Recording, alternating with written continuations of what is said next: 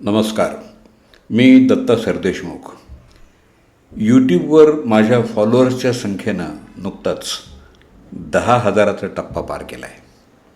राज्यभरातून, देशाच्या विविध कानाकोपऱ्यातून आणि जगभरातल्या नाना देशात वास्तव्याला असलेल्या भारतीय बांधवांकडून अविरत होणारा स्नेहवर्षाव ओतप्रोत भरावून टाकणार आहे. मित्रहो, प्रसारमाध्यमांकडून रसिकांच्या भावविश्वावर होणारं आक्रमण आता नाविन्याचं किंवा कुतूहलाचं राहिलेलं नाही. अशा परिस्थितीत रसिक श्रोत्यांचं आपली अभिरुची समृद्ध करण्यासाठी माझ्याशी जोडलं जाणं आणि नवनवीन लेखक कवींच्या बरोबर ऋणानुबंध प्रस्थापित करणं हे नक्कीच आनंद आणि उत्साह सहस्रगुणित करणार आहे. या निमित्तानं माझे स्नेही रामकृष्ण बिडवई, छत्रपती संभाजीनगर यांचं मनोगत खूपच बोलकं आहे आणि त्याचं अभिवाचन होणं प्रसंगोचित आहे. खरं तर माझ्याविषयी लिहिलेलं मीच अभिवाचित करणं इष्ट की अनिष्ट या वैचारिक द्वंद्वात अडकून पडण्यापेक्षा त्यांच्या भावनेतला हृदयस्थ ओलावा मला बलदायी वाटला आणि त्यामुळं या मनोगताचं अभिवाचन करून माझे मित्र बिडवई यांच्या प्रेमात विसावणं मला आत्मगौरवाचं वाटलं, हे निःसंशय आहे. श्रीयुत रामकृष्ण बिडवई माझे चाहते आणि प्रथम श्रोते आहेत, म्हणून त्यांच्या निरागस हट्टासाठी मी हे सगळं वाचतो आहे.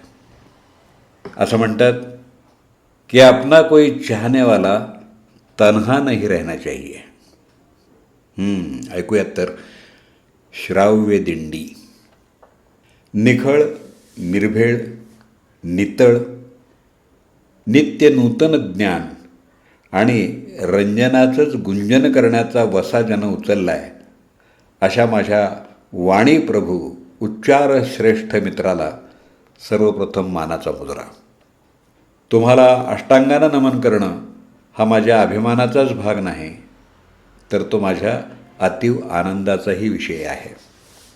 केवळ दुराग्रह, द्वेष, मत्सर, टीका आणि बरंच काही उणं उराशी साठवून हेतुपुरस्सर शोधून त्याच्यावरती लिहिणं, बोलणं याचं वारेमाप पीक आलेल्या पार्श्वभूमीत दत्ता नावाचा द्रष्टा पुरुष नीरक्षीर विवेकाची कावड खांद्यावर घेऊन निर्धाराचं व्रत अंगीकारत निर्मळाची उधळण करतो. त्याच्या भाळी मुठभर सुख जास्त आलं त्याचं मला आश्चर्य वाटत नाही. यूट्यूबनं दाखवलेले बरे दिवस हा त्यातलाच एक भाग आहे, असं मी श्रद्धेनं मानतो आणि विश्वासानं मानतो. चांगल्याला चांगलं म्हणायचं नाही हा एक सार्वत्रिक आणि सर्वव्यापी सिद्धांतच आहे. या न्यायानं तुमच्या या गंधित मुद्रण तत्वाला गालबोट लावणारी जमातही अंशतः असण्याची शक्यता नाकारता येत नाही. पण त्याचा माझ्यासारख्या असंख्य निरपेक्ष आणि निस्सीम श्रद्धाळूंवर परिणाम होत नाही. दशसहस्राचा आकडा गाठला आहे म्हणजे श्रोत्यांची संख्या 10,000च असं मानणं सर्वथैव चुकीचं आहे. कारण सरदेशमुखांची रचना सळसळून मुद्रित स्वरूपात आल्यावर भ्रमणध्वनीच्या भोवती फेर धरून कुटुंबातले सान थोर आणि प्रसंगी शेजारी किमान 10 लोक तन्मयतेनं श्रवणभक्तीला सोबत घेऊन रमताना पाहणं हा माझ्या सवयीचा आणि सरावाचा भाग झाला आहे. या श्राव्य शक्तीच्या गुण्य बेरजेचा कागदावरचा 10,000चा आकडा लाखात केव्हाच पोचला असावा. हा श्राव्य समूह मला श्राव्य दिंडीसारखा भासतो.